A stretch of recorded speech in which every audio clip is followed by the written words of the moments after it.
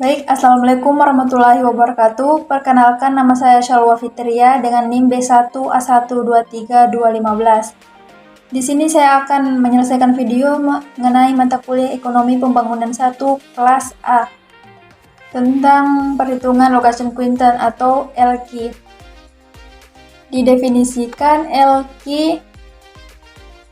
LQ adalah rasio yang membandingkan proporsi pekerjaan atau output dari sektor ekonomi di wilayah tertentu dengan proporsi sektor yang sama di wilayah yang lebih besar.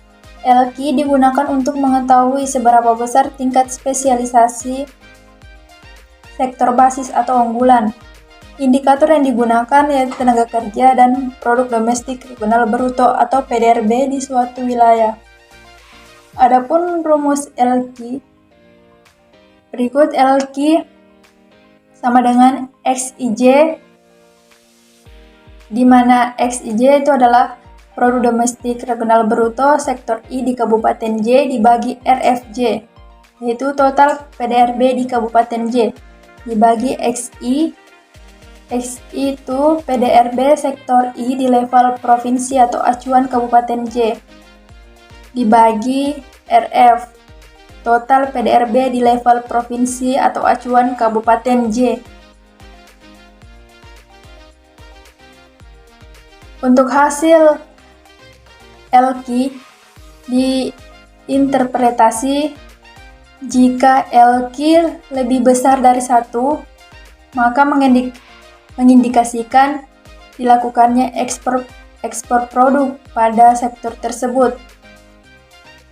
Ekspor dilakukan karena adanya surplus atau peranan sektor lebih besar di daerah daripada nasional. Ini bisa juga dikatakan dengan sektor basis.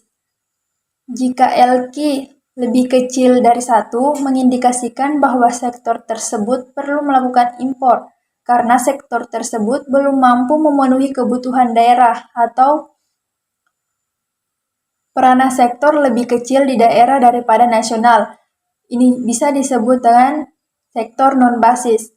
Jika LQ sama dengan 1, mengindikasikan bahwa adanya produktivitas berimbang, yang berarti sektor ini belum layak untuk diekspor, atau peranan sektor sama, baik di daerah maupun secara nasional atau provinsi.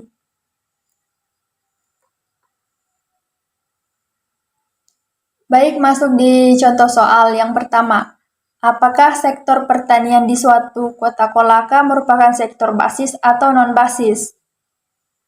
Untuk menghitung proporsi pekerjaan di sektor pertanian kota, maka kita ketahui PDRB sektor pertanian dibagi dengan total PDRB Kabupaten Kolaka, menghasilkan 0,13. Lanjut, untuk menghitung proporsi sektor pertanian di nasional atau provinsi, maka kita lihat di PDRB sektor pertanian di Provinsi Sulawesi Tenggara dibagi dengan total PDRB Provinsi Tenggara, menghasilkan 0,57. Karena nilai LQ sektor pertanian adalah 0,57 atau LQ kurang dari 1, ini menunjukkan bahwa sektor pertanian adalah sektor non-basis di Kota Kolaka, artinya peranan sektor pertanian lebih kecil di daerah daripada nasional. Lanjut,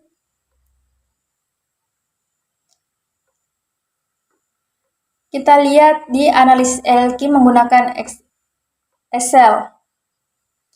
Dapat dilihat di sektor pertanian hasilnya sama 0,55. Jadi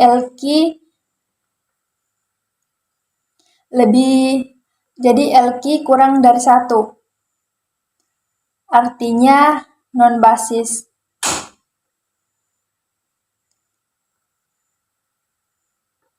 Contoh soal yang kedua. Apakah sektor pertambangan di suatu kota Kolaka merupakan sektor basis atau non-basis?